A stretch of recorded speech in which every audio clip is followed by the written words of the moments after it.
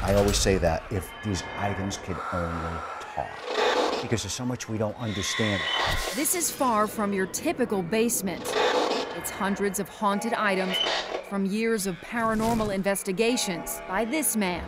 My name is John Zaffis. For over 40 years, people have come to me with their problems, paranormal problems.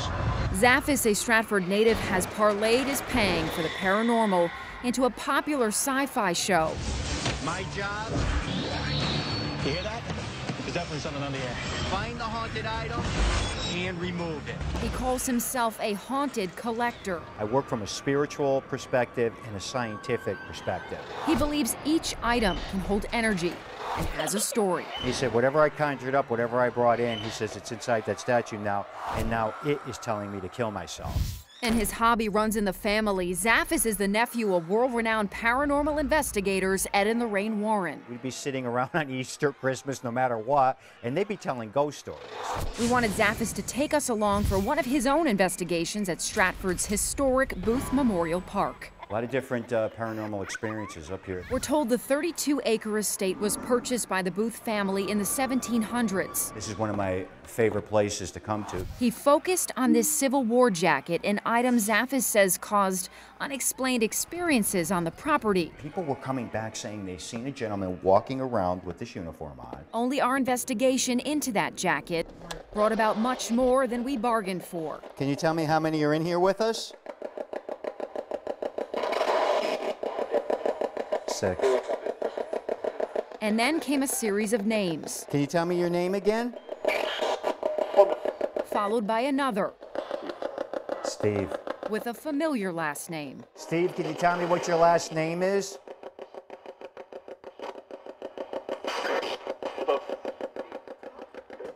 Don't need that any clearer. A chilling moment standing in the Booth Museum. Steve, can you tell us how you died?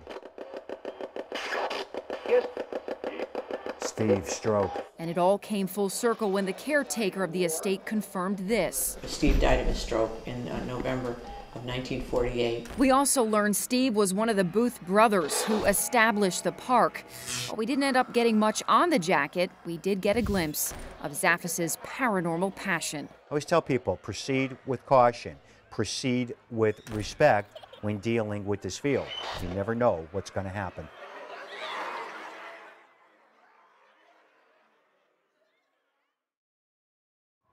The 2 planes looking out the window flew into the 2 towers. with a couple of my coworkers and then remarking that we're probably watching thousands of people die right now. Robert Carley says he felt helpless and then somehow inspired as he watched the smoke billow from the New York City horizon. I wanted to take pictures of people who are fighting back, who are showing their resilience, showing tributes to America. And with that, he says his focus quickly became the American flag. In a traditional way or not, he says people seemed determined to depict their patriotism after the attacks. So it's been 10 years. One of his first photographs, Great to see you. 10 years ago, was of this flag car and its driver, Mark Uzar. Is that red, white, red, white? Could that actually be the back of a flag car? For Carley, it was a photo better than he could have ever imagined. Could you just hold that steady? Let's see now. That's... The plane hit the building. Then they said the World Trade Centers collapsed. I mean, my heart just fell that day. My patriotism kind of like poured out. I said, I'm gonna paint the flag on this car.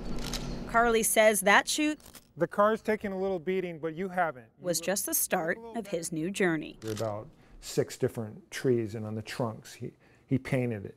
Flags, stars and stripes, so it looked like it was waving. I see it from the distance, and I literally, my breath was taken away. I gasped.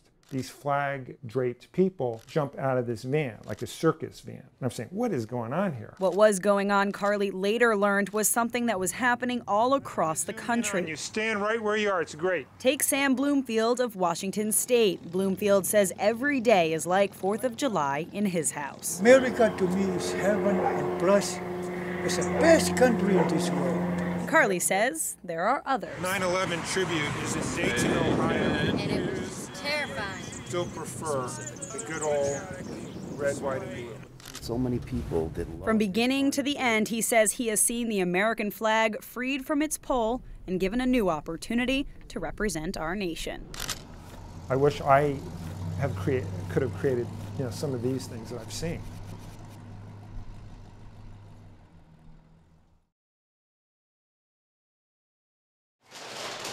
A reminder in a window. The biggest tragedy would be as if that was forgotten. Of nearly every police department in southwestern Connecticut. We want to make certain that 30 years later, it's still in the back of everybody's mind. It is the story of Darien police officer Ken Bateman. He loved being a cop in some ways and liked it in other ways. He was a good person for a backup, good mentor. He was a good person. Huge fisherman. He had a boat called the Ocean Gypsy. I still have shirts that have Ocean Gypsy on the back. He had tons of friends. Everybody liked him. One date defines the Bateman story. May 31st, 1981. I was 8 years old. Kenny Bateman was shot.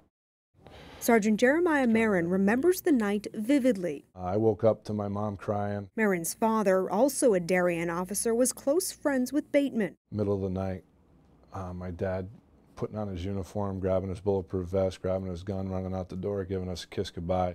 This was unlike any other call. It started with Bateman responding to a burglar alarm. Kenny arrived first, parked his car on one side of the building. It was 3:25 in the morning at the Duchess restaurant on the Post Road. He encountered at least one suspect exiting the establishment.